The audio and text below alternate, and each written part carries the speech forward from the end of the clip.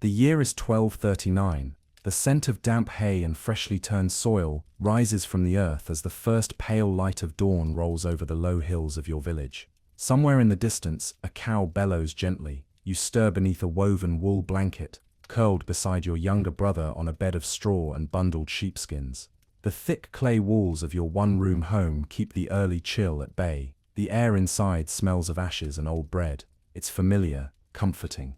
Your name, that matters less than your place here. You are one among 100 souls in this tiny village tucked within the Kingdom of Hungary, or perhaps the rolling plains of Kievan Rus, a place largely forgotten by kings and untouched by maps. You don't read or write. Most of your neighbors don't either. The world beyond your pastures might as well be as far away as the moon.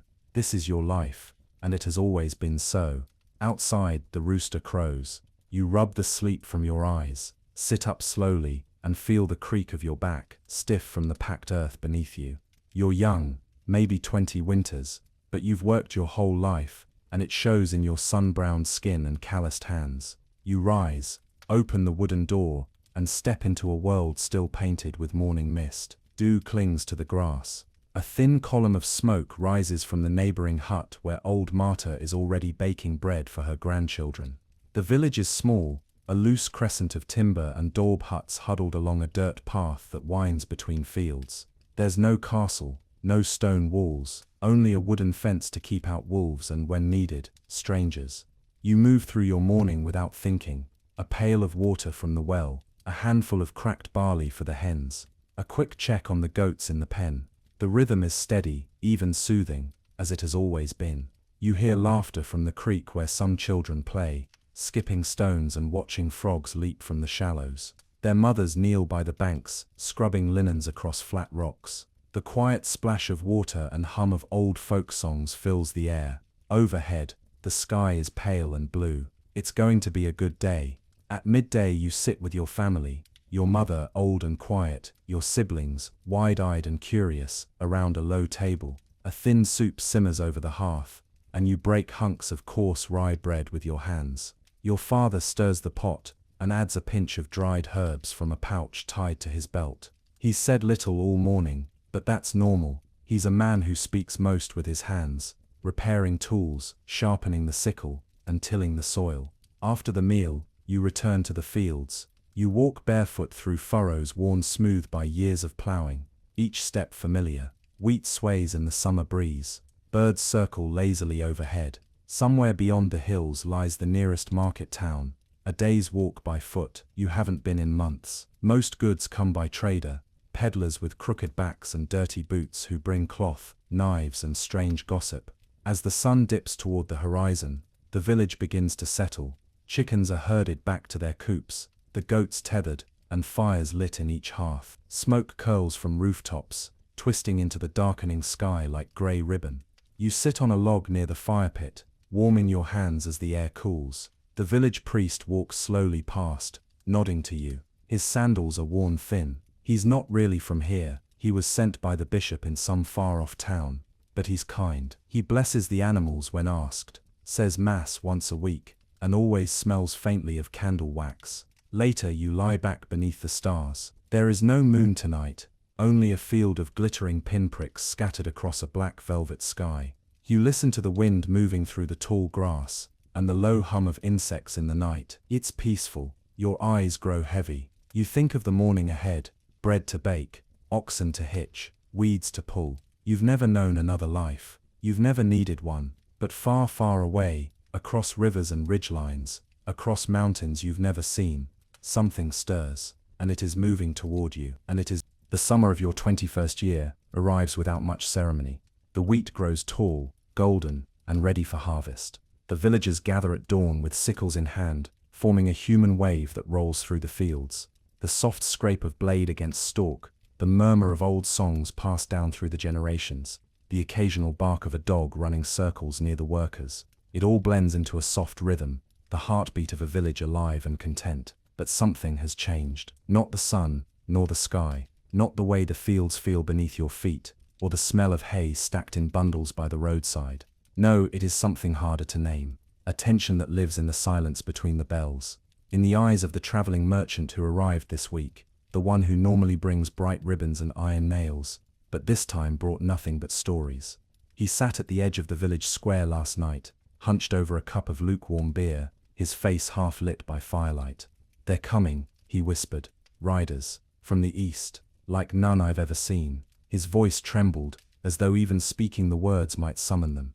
You leaned closer. "What riders?" He glanced around, wary of being overheard. "Mongols," he said.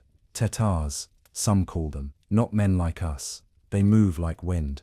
10,000 bows in a single wave. I saw them once, from the edge of a forest. One village stood against them." He paused. "There is no village now." The words settle over the gathering like frost. No one speaks for a long while. The priest frowns but says nothing. The village elder simply stares into the fire, his fingers slowly tightening around the carved wooden staff in his lap. You return home uneasy, the flickering torchlight casting strange shadows along the path. You tuck yourself into bed beside your siblings, but your thoughts drift far from the warm little room. You picture riders cloaked in dark furs, bows slung over their backs, galloping across plains that stretch to the edge of the world. Morning arrives like any other, cool and damp, with birdsong on the breeze. But the village feels different. The laughter is quieter. Fewer children play near the creek. At the well, people murmur in tight clusters, glancing over their shoulders as if expecting someone, or something, to appear from the woods. The blacksmith sharpens his tools a little too urgently. The baker double-checks the cellar door. The shepherd, normally cheerful, ties charms to the necks of his sheep. Your mother hangs a small relic above the hearth, a piece of wood said to be blessed, and mutters a prayer beneath her breath. 3 days later, a messenger arrives from the Lord's castle. He's young, pale, and clearly exhausted. His horse trembles beneath him, sweat frothing at its neck. He drinks deeply from a bucket, then delivers the news in a flat, practiced voice. There are reports of foreign armies advancing through the eastern regions. The Lord has ordered increased grain levies, and the immediate repair of roads. All villagers are to remain alert. He leaves just as quickly as he arrived. No one breathes for a long moment. The elder calls for a village meeting by the church. The entire community gathers under the slanting light of late afternoon, voices low and uncertain. Some believe the threat is real. Others scoff. War always lives in the east, they say. It's been that way for 100 years. What's new? The priest speaks last. His voice is calm but heavy. We must not take this lightly, he says. There are signs in the stars, in the behavior of the birds. Last week 3 crows perched on the steeple cross and did not leave for hours. I do not know what it means, but I know that it means something. You glance up at the roof of the church. It's empty now, save for the usual pigeons. But still, it feels like the air itself is waiting. Days pass. A woman from a neighboring village arrives at dawn, her clothes torn, her face streaked with tears. She says she saw strangers in the woods. Silent men on small, sturdy horses, bows strapped to their backs. One of them saw her. She ran. He did not follow. The elder listens, then nods grimly. Scouts, he says, or foragers. The blacksmith begins forging iron points, just in case. A group of men walk the perimeter of the village each morning now, watching the tree line. Fires are kept burning overnight. You help string new ropes for the well, gather herbs for the healer, sharpen sticks that might serve as makeshift weapons. No one says it aloud, but everyone is preparing. Preparing for something none of you truly understand. That night, you lie awake again, staring at the ceiling. You hear the wind rustle through the trees, but it doesn't sound like wind anymore. It sounds like hooves. It began with a sound, distant at first, almost like thunder, but the sky was clear. There were no clouds, no winds, no storm on the horizon, just a low, tremulous rhythm, echoing softly through the hills like a heartbeat. You stood at the edge of your field, a bushel of turnips in your arms, and listened. The birds had gone silent. Even the flies, which usually buzzed in the heat, seemed to pause. The world held its breath. That was the first day you truly felt it. The knowledge, not the rumor, not the fearful stories, but the truth that something was coming. Something older than your village. Something that had already erased towns far greater than yours. Cities with walls and fortresses. Names that had existed on maps for generations. And now, it was coming for you. But you didn't understand how. Not yet. You had heard the word Mongols again and again in the mouths of trembling travelers, sung in fearful tones by beggars at the roadside. But the stories never quite made sense. How could a group of men on horseback conquer entire kingdoms? How could mere archers bring down castle walls? You didn't know, not then, but now, you would learn. They did not arrive as a tide, they arrived as the wind. One morning, just as the sun had broken above the tree line, your neighbor ran from the road shouting breathlessly, "They've been seen near the crossing. Dozens. No, hundreds. Maybe more." You climbed the small watch hill by the chapel, your heart pounding like a smith's hammer, and then you saw it. A thin black line on the horizon, like ants crawling across the earth. But as the minutes passed, the line grew wider and deeper, until you could make out thousands of shapes, thousands of horses, thousands of men, each rider cloaked in furs and hide, armor glinting faintly in the rising sun. Their banners snapped in the wind, red, black, golden, each marked with strange characters you did not understand. And at the very center, a single massive standard, a tall pole capped with the bushy white tail of a horse. You didn't know what it meant then, but later you would learn. The white horsetail standard meant their supreme commander was present, a general, maybe even one of the Khan's own blood. This was not a raiding party, this was a machine. You had imagined them wild, disorganized, reckless. That's how the old stories described steppe riders, savages without order, galloping wildly, yelling curses. But what you saw wasn't wild, it was something else entirely. It was quiet. They moved like threads being drawn across a loom, perfect, even formations. Every rider in line, every horse turning at the same moment. They passed each other without confusion. No bickering, no shouting, only the rhythmic clack of hooves and the soft rustle of wind against armor. Each group of 10 rode with a leader. 10 groups made 100, 10 hundreds made 1,000. Each rank had a commander, and each commander answered to another. At the head of it all sat the general, surrounded by his guards in brilliant lacquered armor, their faces expressionless. They called it the decimal system, a method so precise, so efficient, that even in the chaos of battle, no Mongol was ever confused about who gave orders, who followed them, and when to act. You realized then this was not an army of men, this was an organism, a single breathing beast, with thousands of eyes, thousands of legs, and one mind. When they came closer, you saw their bows. They were not long like your own, not made of a single piece of wood, but layered, horn, sinew, and wood fused together into a perfect crescent. Their bows were short and curved, perfect for use on horseback. Each archer carried 2 large quivers, and wore a thick silk tunic beneath their armor. One of your villagers scoffed, "Bows, that's it. We have pikes and axes." He didn't know, those bows could fire arrows farther than you'd ever seen, more than 300 meters, and not just one arrow, but dozens, quickly, effortlessly, like rain. When they struck first with arrows. The air would suddenly be full of them, whistling, hissing like angry birds. One volley, then another, until men dropped in the fields like grain at harvest. The silk under their armor, that wasn't for decoration. It caught the arrowheads, twisted around the iron tips, preventing deep penetration. If struck, the silk allowed Mongols to pull the arrow out with less damage to the flesh. They were not savages, they were engineers of death. You soon realized they didn't just fight with steel, they fought with fear. Before the first arrow flew, you had already been defeated in your mind. The scouts had spread stories, planted rumors, bribed messengers. Entire regions collapsed before ever seeing a rider. The Mongols wanted you terrified. They created ghost armies, lighting multiple fires at night, to appear larger than they were. They sent false deserters into villages, claiming huge armies were behind them. They faked retreats to lure defenders into ambushes, only to encircle them hours later with reserve troops hidden behind hills. They studied their enemies. They mapped rivers and roads. They spoke dozens of languages. They bribed traitors. They spared villages only to later extract double tribute. To the east, they had already conquered the Jin dynasty, Khwarezmian Empire, and Kievan Rusas, and now they had studied you. They knew your defenses. They knew your weaknesses.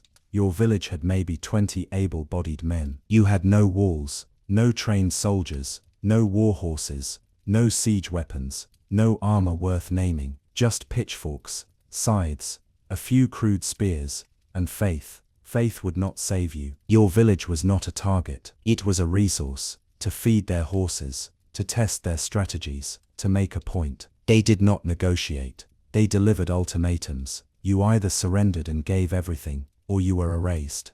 And even if you did surrender, it was no guarantee of mercy. You would remember that moment forever, when they finally arrived. Not with screams, not with war cries, with silence, then a horn, low, deep, like something blowing through bone. It echoed through the hills, bouncing off the stones, and with it came the thunder of 1,000 hooves. You saw them emerge from the mist, shields raised, bows drawn. They came from 3 directions, east, north, south, a coordinated sweep, encircling your farmland like wolves. Then the arrows began. You didn't see them at first, just heard the hiss and the dull thud as they struck the ground. Then wood, then flesh. You saw Patar fall, then Ilka, then someone screamed. The fields turned red. You tried to run, but they had already predicted where you'd go. A cavalry detachment waited near the stream. Another blocked the forest path. You were not escaping. You were an equation, and they had already solved it. By nightfall, your village no longer had form. Houses burned, livestock scattered, the well poisoned.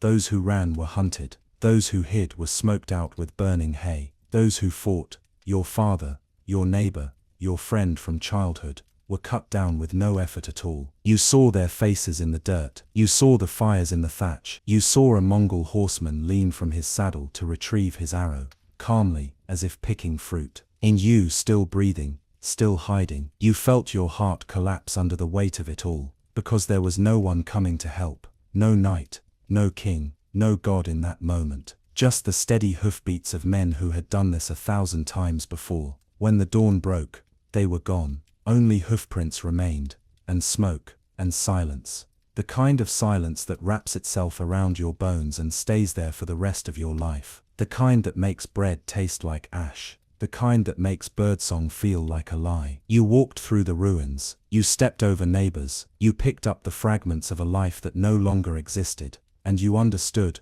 finally fully, that you never had a chance. Not because you lacked bravery, but because you were never meant to win. It 'cause the Mongols didn't fight battles. They ended them before you knew they had begun. The morning begins as all others have, but something is off. You feel it in your chest long before your mind names it. A quiet dread, soft as a breath against your neck. The air is too still. The birdsong, usually bursting from the hedges and trees at sunrise, is thin, unenthusiastic. The roosters crow as usual, but there's no echo in the village square. No overlapping rhythm of other animals waking. It's as if the village itself is holding its breath. You rise from your straw bed slowly. Your younger sister is already awake, brushing the dirt floor with a bundled broom of dried heather twigs. Her eyes glance toward the shuttered window, as if she expects something to be waiting just beyond it.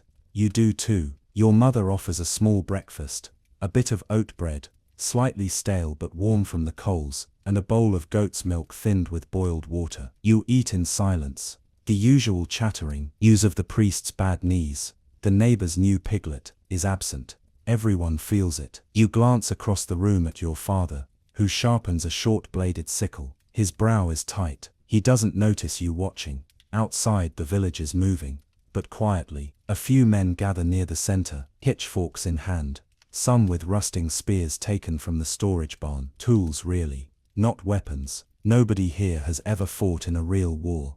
The blacksmith has stoked his forge earlier than usual. You hear the clink of hammer on metal echoing out across the empty dirt path. The noise feels out of place, too sharp for morning. It draws the attention of a chicken that stands frozen, as though uncertain where to run. Your village has no walls, just a wooden fence, more for livestock than defense. The homes are made of timber and thatch. The chapel is the only stone structure, and even that was built by tired hands with little skill. There's no castle. The nearest fortress lies a day's ride away, and even there, the Lord has barely 100 men-at-arms. You are on your own. You notice smoke on the horizon, not a column, but a haze, a strange smudge against the clear blue sky. You tell yourself it's someone burning fields for new crops, but you know better.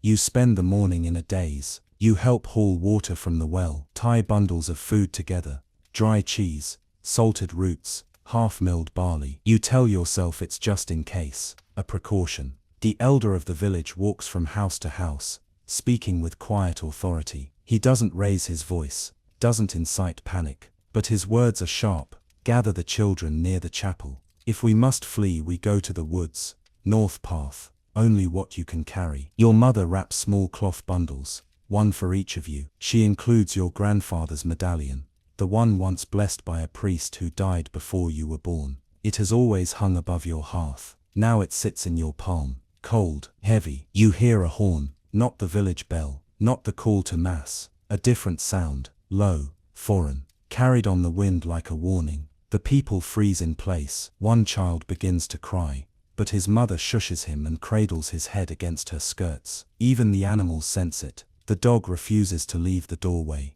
The goats crowd into corners of the pens. From the top of the chapel, the lookout shouts one word: riders. At first they are dots on the horizon, unclear, shimmering in the rising heat of the afternoon. Then you begin to see shapes. Riders, dozens, no, hundreds. They come in waves, uniform, disciplined, horses in rows, hooves moving in tandem. They carry no flags of truce. They make no offer of parley. There is no envoy. The first group breaks into a gallop. Their hooves throw dust into the air, casting the road in a golden haze. And then comes the second group, and the third. Formations upon formations, each spaced with terrifying precision. The villagers scream. Some run, others fall to their knees and pray. You stand motionless. You cannot hear your heart beat. It is drowned beneath the rising thunder of hooves. The very earth seems to tremble. The tools in your hands, a scythe, a dull knife, a wooden rake, might as well be feathers. The invaders do not stop. There is no warning, no announcement, no horn. The first arrow falls like a shadow. It hits the young shepherd boy who had just begun to run. You don't see where it strikes, only that he drops forward as if yanked by the hand of God. Screams follow. Then the arrows begin in earnest. They come in volleys, each so swift, so synchronized. They blur together in a hiss. You run. You don't remember when your legs moved. You just know you're not standing anymore. Dirt kicks beneath your feet. A rooster flaps madly beside you. A woman wails, her hair trailing behind her like a flag of despair. Men cry out. A pig squeals. A cow crashes through a fence. But the arrows keep falling. They find backs, arms, legs. No matter where you hide, the sky is full of death. Wooden carts are pierced clean through. Thatch roofs catch fire. A horse whinnies and crumples, its flank struck by a black-fletched shaft. You crawl into a storage hut, dark, damp, smelling of old hay and mold, and clamp your hand over your sister's mouth. She's crying silently. You feel her breath against your palm. Outside, hoofbeats pass within meters. You hear foreign voices, calm, no shouting, no chaos, just short words in a tongue you don't know, clipped, decisive, practiced. You dare not move. They do not torch the village all at once. They move methodically, building to building, door to door. Some they burn, others they loot first. You hear them speaking as they rifle through baskets and crates. The occasional thud of a man being dragged. The guttural cry of a woman. You do not know who it is. You try not to guess. The chapel bell rings once, then twice, then is silenced. Later you will find it cracked on the ground, the wooden beam blackened with soot. A group of men tries to make a stand. The blacksmith, a few farmhands, your uncle among them. They charge from behind the granary with tools raised. You hear the clash, short, sharp, the scream of steel against steel, then silence. You see the blacksmith's hammer fall to the dirt, his hand still wrapped around it. The flames come in waves. They set fire not in rage, but in efficiency, starting from the center and moving outward.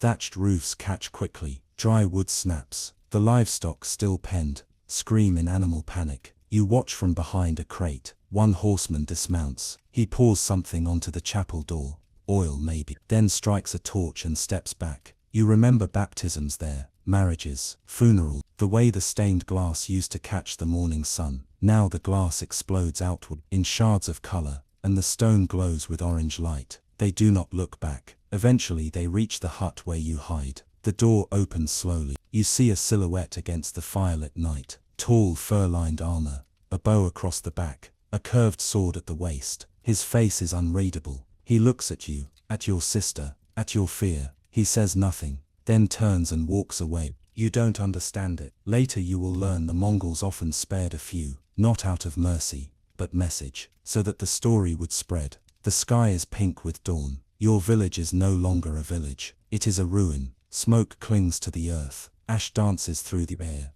like snow. You walk through it slowly, barefoot, stepping over fallen beams and broken buckets. The fields are trampled. The animals are gone. The grain stores are smashed open. Bodies lie still, in postures that make no sense. One man kneels, hands clasped in prayer, an arrow through his neck. A girl clings to her doll, her face turned toward the sun. You do not cry. You cannot. There are no tears left. You find your sister beneath a table, still breathing. You carry her. You walk north toward the woods, toward silence, toward somewhere you do not know. And behind you your village dissolves into memory. Village dissolves into memory. Village dissolves in. It begins with hope, fleeting, fragile, but still a hope.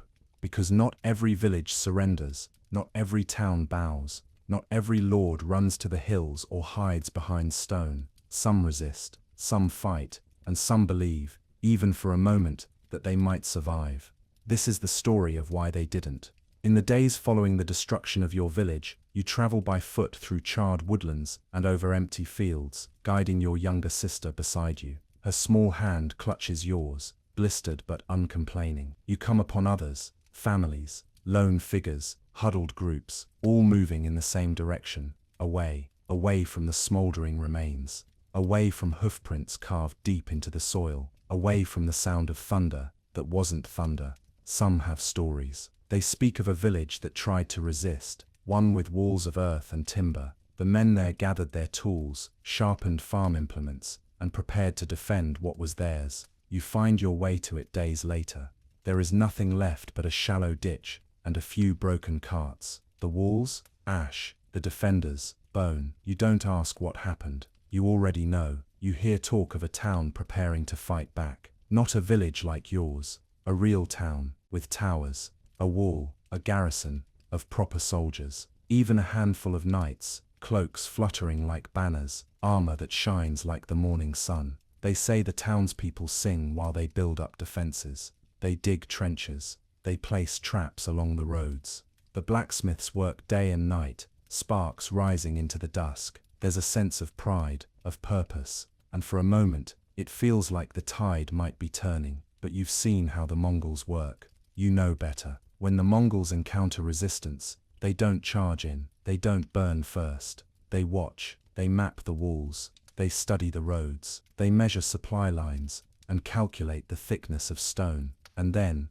they begin. Not with arrows, not with blades, but with engineers. You didn't know they had siege engines, but they do. Towers and catapults, portable bridges, even Chinese-style trebuchets, dismantled and carried across deserts and mountains, only to be rebuilt with perfect precision outside your gates. They dig trenches around the town. They build earthen mounds to get their archers higher than the walls. They shoot arrows day and night, not to kill, but to wear down the will. Eventually, a gate is breached, and that is when the real killing begins. You watch from a distant hill as the town is taken. It's the silence that shocks you most. The screams, yes, they rise up like blackbirds startled from a tree, but they fade, and what lingers after is a kind of eerie stillness. The walls, once symbols of strength, now lie crumbled. Smoke coils from rooftops. A cathedral dome caves in, with a moan that echoes across the valley like thunder, and the Mongols move on,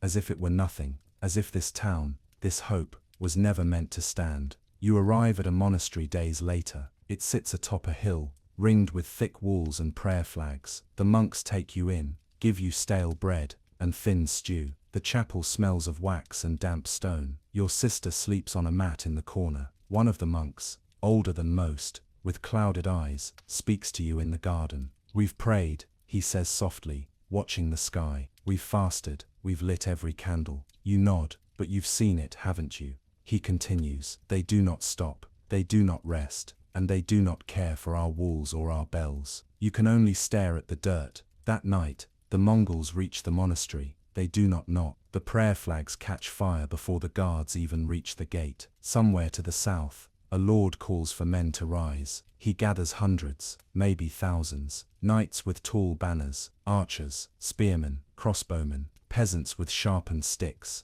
They form ranks in the open field. Drums sound, horns blare. You're told it's the most organized resistance in the region. You never see the battle, but you see what's left after. Torn banners flutter from tree branches. Horses lie in twisted heaps. Men's armor glints among the reeds of a blood-soaked creek. The Mongols once again have vanished like mist. It is not that you lack courage. Your people are not cowards. You have strong hands. You have willing hearts. But you fight as villagers. They fight as a machine. You resist once. They train for decades. You wait for a threat. They plan for an empire. The Mongols know the terrain. They have scouts, coordinated signals, spare horses, layers of command, communication systems, code words, night watch rotations. They live in the saddle, sleep beside their bows, drink mare's milk, and can ride for days without stopping. They are born into motion. You are born into land and stillness, and they turn that stillness into ash. What follows is not just ruin of homes. It is the collapse of meaning. Markets are gone, roads,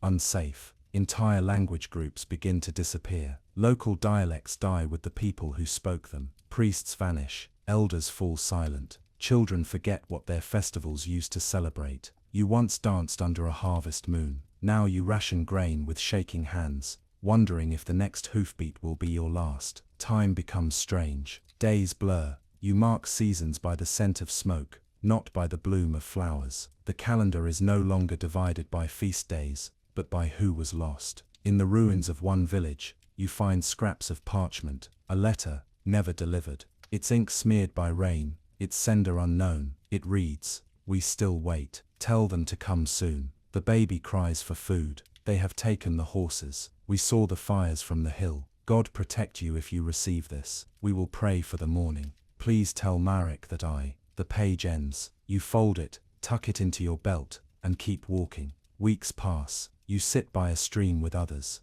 The fire low, conversation minimal. A woman joins you. Her face is lined, her eyes hollow. She says nothing for a long while. Then, softly, "We stood behind our gate and sang psalms. We had faith." You glance at her. She continues, almost to herself. "They waited 3 days. Then they cut the water lines. No wells, no river access. On the 4th day someone broke, opened the gate, said it was better to live." She closes her eyes. They didn't. The Mongols do not stay forever. That is their gift, in a way, or perhaps their curse. They take what they need. They burn what they do not, and then they vanish, into the forests, the hills, the next valley over. You hear they've crossed rivers now, that even farther towns have fallen. The wind carries the sound of hooves, long after the army is gone. Even silence sounds like galloping now. You learn how to build again, not because you believe you'll be safe, but because you must. You dig out foundations with the handle of a broken axe. You tie your roof with rope made of scavenged linen.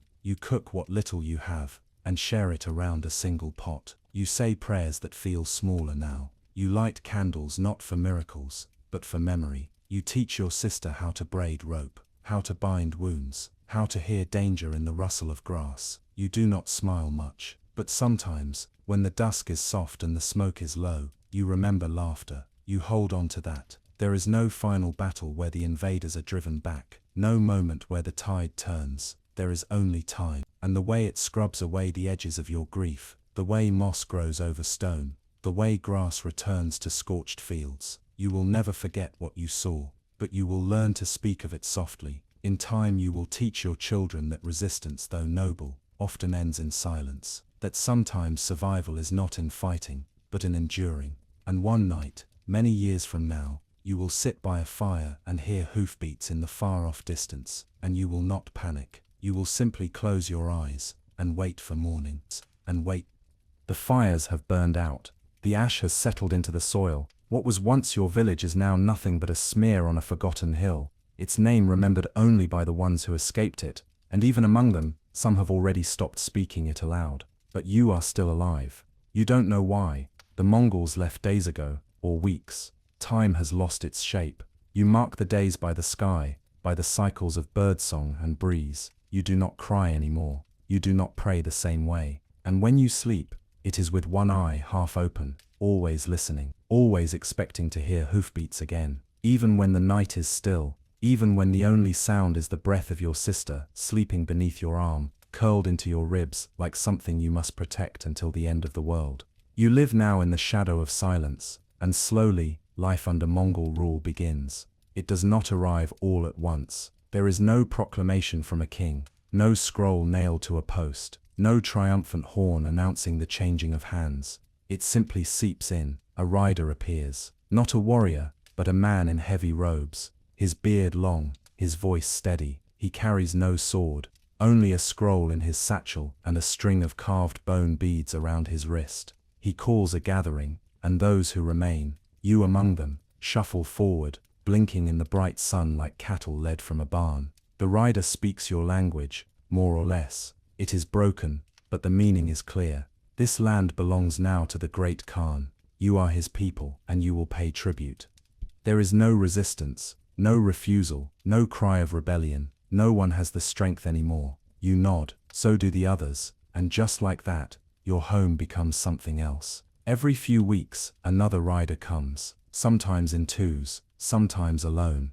They do not burn, they do not pillage. They take grain, cloth, corn, if you have it. If not, they take what they need. You do not question them. Those who do disappear. It's not even clear where they go. Sometimes it happens in the open, sometimes in the middle of the night. You wake to find a neighbor's house empty, the door swinging in the wind, a single cracked bowl still resting on the table. No one asks where they went, because everyone already knows. You move to a new settlement now, a haphazard string of rebuilt cottages, thatched roofs, bent like hunched shoulders, clustered along a ruined road. You plant barley again. You dig out root vegetables. You trap hares in the thicket. You make do. Every sunrise begins with work. Every sunset ends with silence. It is survival. Quiet, monotonous, but it is life. There are rules now. New ones. Some written. Most not. You learn that Mongol tax collectors come with caravans and guards. They do not smile, but they do not shout either. They measure what you own. They scribble symbols into thin parchment. They tie cords around your sacks and leave small wax seals pressed onto the knots. You are told not to touch them until the next moon. You don't. Others take up new jobs. Trackers, horse trainers, guides. A few even serve the Mongols directly, interpreting, carrying messages, collecting information about villages farther west. You think of them as traitors at first, but then you realize, they're just like you, trying to survive. The Mongols don't mind religion. They don't care what gods you worship. You still light your candles. You still whisper your prayers. But the church is now watched, and the priest, the new one, sent from some faraway monastery, speaks his sermons in softer tones. He used to speak of salvation. Now he speaks of patience. Children are born, new ones, and they do not remember the old village. They grow up in this one, the second version, the replica. They learn to speak both tongues. Yours and theirs. They run through the same fields, climb the same trees, but their lullabies are different. Their rhythms have changed, and so too do you. Your sister is older now. She weaves baskets with calm hands. Her hair has grown long again. She does not speak of what she saw, but sometimes late at night, you see her watching the moon with eyes that shine too brightly for the dark. You've taken to carving wood, small things, handles, toys, a spoon. It soothes your hands. You work by firelight, the scrape of blade against bark becoming its own kind of prayer. Sometimes, while walking through the brush, you pass old bones, half buried, faded, tangled in tree roots. You do not stop to look. You do not speak of them. They have become part of the land now. You learn that a great Mongol caravan passes once a year. It moves slowly, like a river of silk and iron, hundreds of horses. Carts with wheels taller than men, tent frames stacked with hides, dried meats hanging from hooks, women with veils of gold, men with eyes like sharpened flint. You are told to watch from a distance. You do, and for the first time you begin to understand what power looks like.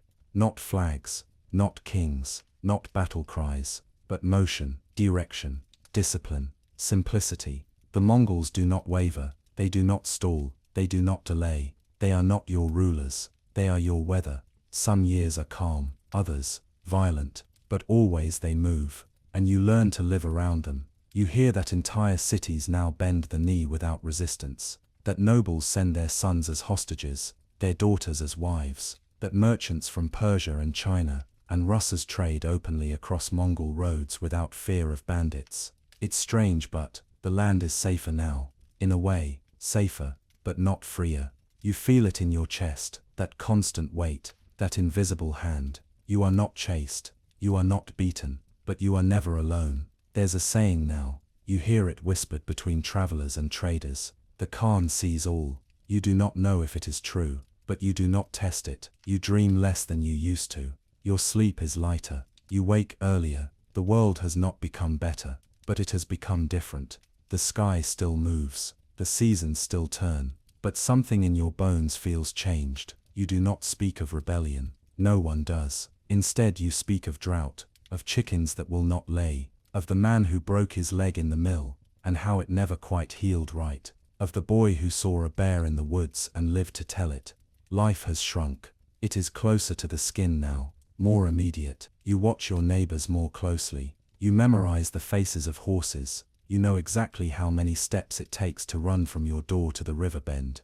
You have never said these things aloud, but you are always preparing, even if you don't know for what. Sometimes you meet people from far places. They bring new words, new fabrics, coins you've never seen. They talk of other khans, of roads that reach to oceans, of ports where boats shaped like crescent moons float beside cities made of marble and fire. You cannot picture it, but you listen.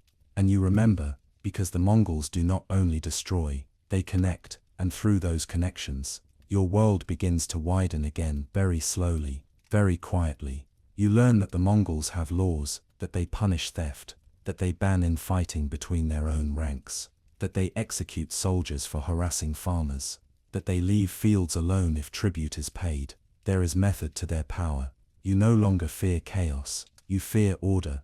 You fear the moment when someone forgets to bow, forgets the rules, says too much, and you fear what comes after.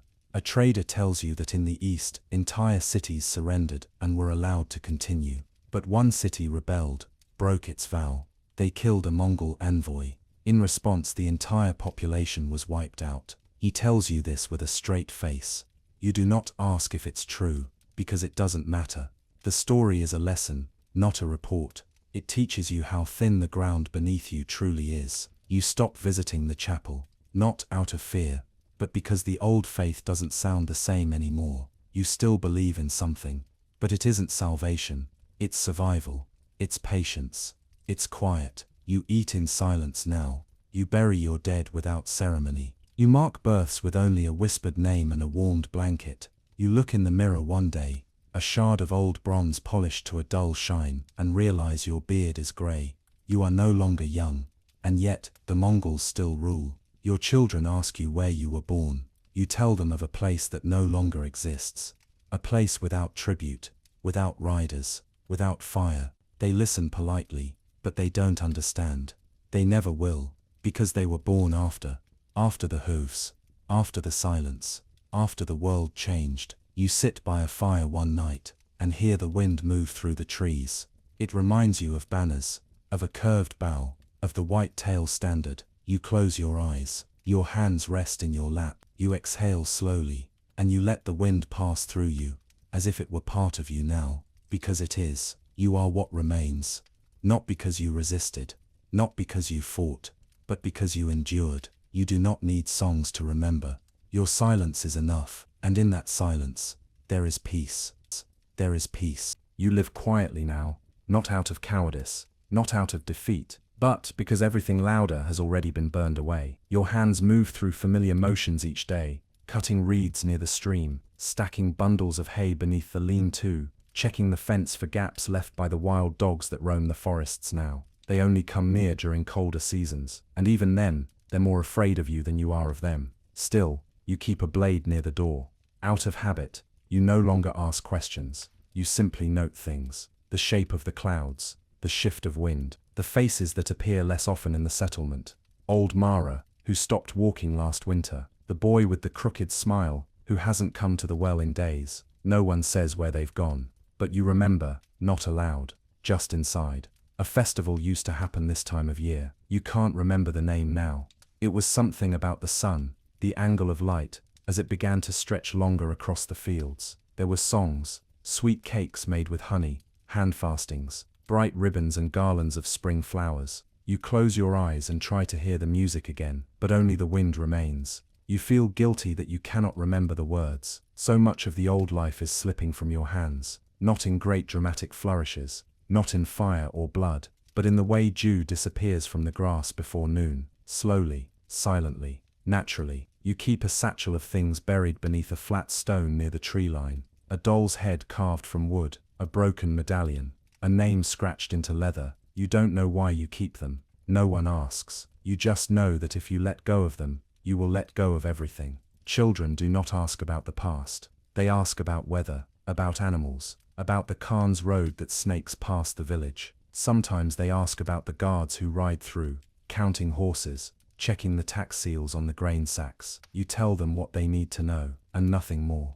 There is a way you've learned to speak, a measured tone, careful, weightless, like walking across frozen water, always listening for the crack beneath the surface. You dream less now. Your sleep is shallow, filled with dull, grey images, a barn, a door swinging in the wind, a field that never quite ends. And yet, there are moments, not joy, perhaps, but lightness. A child laughing as she chases a feather, a stranger offering half a dried plum at a way station, a pair of birds building a nest in the beams of a house that still smells faintly of smoke. The world is quieter, but not empty. You wonder if your parents could have survived this world, if they would have learned to kneel, or if they would have chosen fire. You do not judge them, you simply outlived them. One morning, in your old age, you find yourself tracing the outline of your own shadow with a piece of charcoal. It stretches long across the dust, thin, wispy, almost gone, and you realize no one will remember your name when you're gone, but they will remember this land, and maybe that's enough.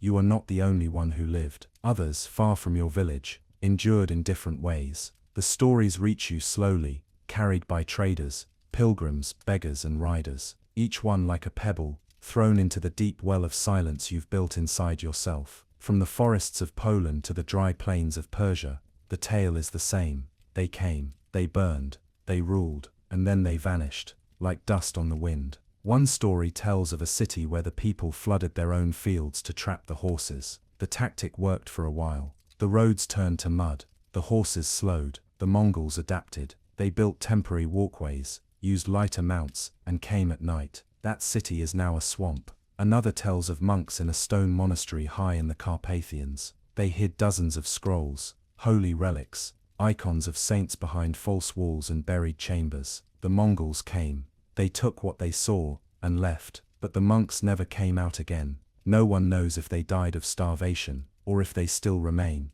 whispering prayers to the stone. In the south, near the rivers that shimmer beneath the Persian sky, a woman pretended to be a healer. She carried with her a bag of dried roots and false scrolls written in Mongol script. She offered her services to the garrisons, medicines, charms, potions. They believed her. She saved her entire village, and disappeared a year later. No one knows where she went. There's a merchant you meet once at a trade stop, many years after your hair has turned to white. He speaks many languages: Mongolian, Arabic, Rus, broken Latin. He tells you the Mongols allowed him to travel farther than his grandfather ever dreamed. No one robs the Khan's road, he says. You can walk from sunrise to sunset with gold in your shoe, and no one will touch you. You nod politely. He has never seen what you've seen. In the east, in the wide flatlands near the Volga, entire towns surrendered immediately. They handed over their best horses, their brightest children, their eldest priests. In return they were spared, untaxed. You wonder if that is mercy, or just a slower death. In one region, cold and forested, the people took to the trees. Entire communities vanished into the wilds. They built wooden platforms high among the branches, strung rope bridges, raised silent children. They lived like ghosts. The Mongols came, but they never found them. And those people, they never came down again. The stories are endless. A butcher in Crackle, who hid his daughters in the ceiling beams. A stable boy in Transylvania, who slept beside horses to avoid detection. a nun who sang while her convent burned around her, unmoving, until the fire took her voice. Each tale a whisper,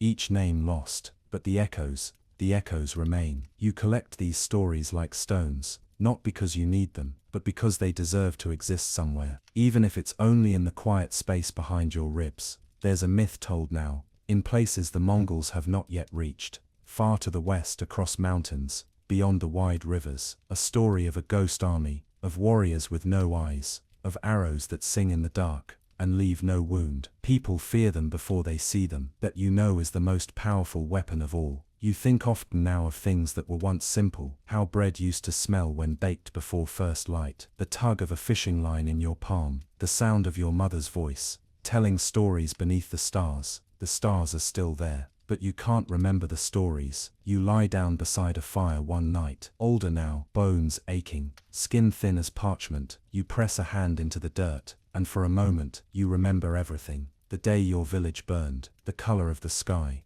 the rhythm of hooves, the silence afterward, and then just as softly, it fades again. You always thought your suffering was unique, but in time, as roads reopened, as merchants moved, as survivors wandered, you began to hear the truth. You were not alone. It started with a man from Poland. He was old, maybe older than you. He walked with a limp, and carried a carved walking stick wrapped in copper wire. He didn't speak much, but when he sat beside your fire and accepted a bowl of lentil soup, he offered something more precious than gold, a memory. His town had been near Legnica. He didn't know the name of the battle then, but it would come to be written in many books, long after the bodies were buried and the soil drank its fill. He was there when the banners of Poland and the Holy Roman Empire rose like flames against the horizon. Knights in shining mail, crested helms, voices lifted in Latin prayer, they stood tall behind their shields, mounted on horses that had never known defeat. And then came the wind.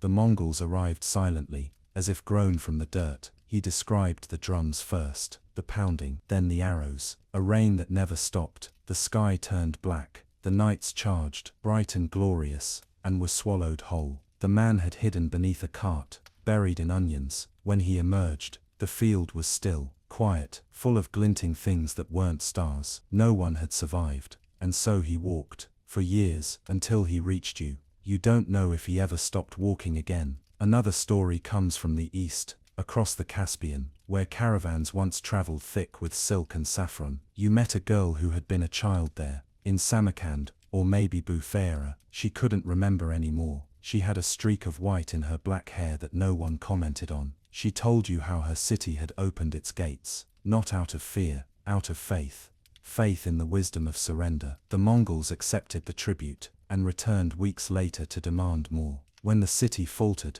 they laid siege. She watched from the minaret of her family's home as the sky lit up with fire. The stone walls cracked under the pressure of machines they had never seen before, engines that launched stones heavier than a man, and cauldrons of pitch that set entire districts aflame. She remembered the screaming, but more than that she remembered the silence after, a silence so deep it hurt her ears. She escaped with a servant, hid in a granary for 5 days, eating only dust and tears. Now she sells woven bracelets in faraway towns, her eyes always searching the horizon. A monk from Kiev spoke once in a whisper. He had once been proud, a keeper of icons, a teacher of boys who could read, a chronicler of names. He told you how, in 1240, the walls of Kiev cracked beneath the fists of strangers. He watched the cathedral roof fall inward, the stained glass explode like thunderclouds. He was not spared for his robes. They beat him, burned the monastery, turned the holy books to ash. He does not believe in heaven anymore, but he believes in memory. So he tells the story to anyone who will listen, even if they are too tired to hear. A boy from the Caucasus remembered running for days. His parents were killed at a mountain pass,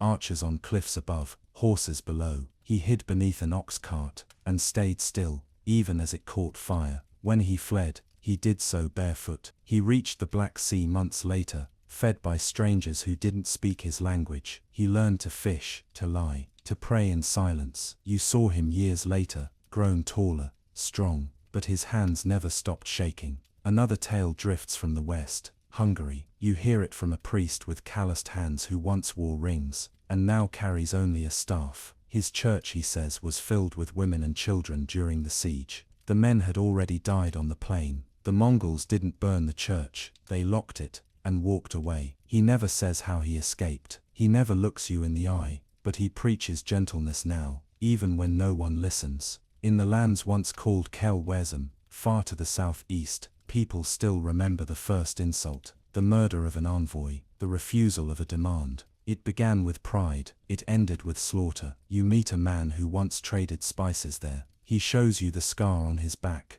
a curved line, smooth and pale like melted wax, a reminder of the whip, a punishment for speaking when silence was expected. He speaks softly now, and always in Mongolian. The stories never stop. A family who dressed their daughter as a boy to avoid capture, a village that rang bells every hour to pretend they were a garrison, a widow who offered her home to the scouts and was left alive, alone, and bitter, a carpenter who carved false footprints into the snow to confuse trackers, a prince who fled to the mountains and was never seen again. Though some say he became a wolf, they are not heroes, they are not saviors, they are dust caught in a storm, but they lived, and so their stories reached you. You begin to collect them, not in ink, not in scrolls, but in the folds of your mind, between dreams and dusk, where the wind sounds like footsteps and the smell of ash still lingers in your nose, even on sunny days. You realize something strange. The stories all feel like they belong to you, even the ones you didn't live, even the ones that happened far away, because the grief is familiar, the fear is shared, the silence is the same. You begin to understand the truth. The Mongols didn't just conquer cities, they conquered memory. They made it dangerous to remember, and so most people forget. But you are one of the few who choose to carry it. You sit beneath a tree one evening and listen to a young boy telling a story about how a Mongol soldier spared a cat, and in doing so saved a village. You don't correct him. The world has enough darkness. Let the child have his story. Let him believe in mercy, even if it's only in legend. Because if legends are all that survive, then let them be kind. You close your eyes, you feel the wind shift, and for the first time in years, you sleep without fear. You sleep without fear. You had options, or so you believed. The days before they came were thick with talk of fleeing. Some spoke in hushed tones, crouched over baskets of turnips. Others dared to whisper louder, fists clenched, voices tight with urgency. We could run to the woods, someone said. There are caves up in the hills, said another. My cousin's village to the west has walls, stone walls. You listened, you considered, you made plans you never used. But what if you had? What if, in those final days before the hooves shook the sky, you had packed your meager things, a wrapped bundle of dried bread, a knife with a dull edge, a threadbare blanket, and stepped away from the only life you'd ever known? Would it have made a difference? You think about it now, in your older years, under a sky that has stopped glowing red. You lie back against the rough bark of an old tree and wonder what might have happened if your feet had moved faster, or sooner, or somewhere else entirely. You begin with the forest, dense, dark, alive with its own hunger. You could have gone there, and in a way you did, for a time. But not truly, not like those who disappeared deeper, the families who built cabins in the thickets, who cloaked themselves in silence and moss. The forest doesn't forgive easily. There are animals, there is cold, there is no bread but what you forage, no warmth but what you build. You imagine yourself crouching beneath fir branches in the dead of winter, trying to coax heat from damp bark, your sister beside you shivering, your hands blistered, listening for wolves and men, and unsure which to fear more.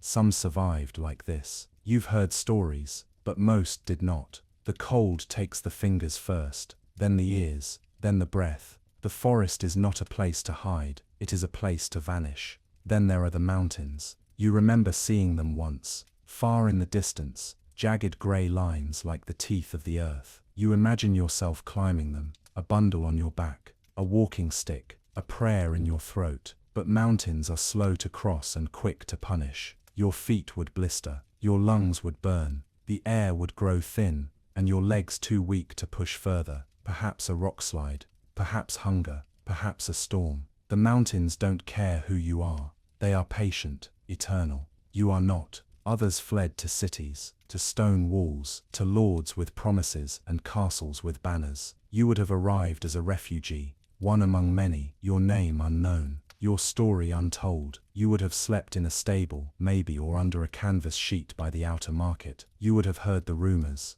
They're coming from the east. They've passed the river. They burned everything. You would have hoped that stone would protect you, but you already know how that ends. The Mongols do not care for walls. They go around them, or over them, or through them. They starve the city. They poison the wells. They pay the gatekeeper to unlock the doors at night. There is no safe place. You think about disguises, changing your name, your clothes, pretending to be someone else, a trader, a tanner, a widow from a burned town. You imagine yourself stooped, silent, invisible, but you still carry the scent of fear, and the Mongols smell it. They would see your eyes, hear your voice shake, watch the way you gripped your bowl too tightly when they passed. You are not one of them, and they would know. You think about hiding underground. There were rumors once of a family who built a pit beneath their house, covered it with floorboards and hay. They brought water in jugs, food in sacks, candles, even a little book of prayers. They hid there for 3 weeks. They emerged to find silence, and then the fire took them anyway. No escape route is perfect. Every road ends somewhere. You think perhaps the only true escape would have been long before the Mongols crossed the steppe, before they reached the river, before they ever knew your village existed. But you were not a prophet. You were not a lord or a soldier or a map maker. You were just a farmer. You had fields, a family, a cow. You had hope that tomorrow would look like today. You were wrong. Sometimes when the air is still, you wonder what if you had run west, far west, across the mountains, across the forests, beyond the reach of even the great Khan. But then you remember the riders, and how fast they moved, and how far the Mongols didn't chase you. They found you, because you were there, because you were alive, because they could. And perhaps that is the hardest truth of all, that no matter how clever your plans, how fast your feet, how strong your will, the world was already moving against you. You were a leaf in the wind,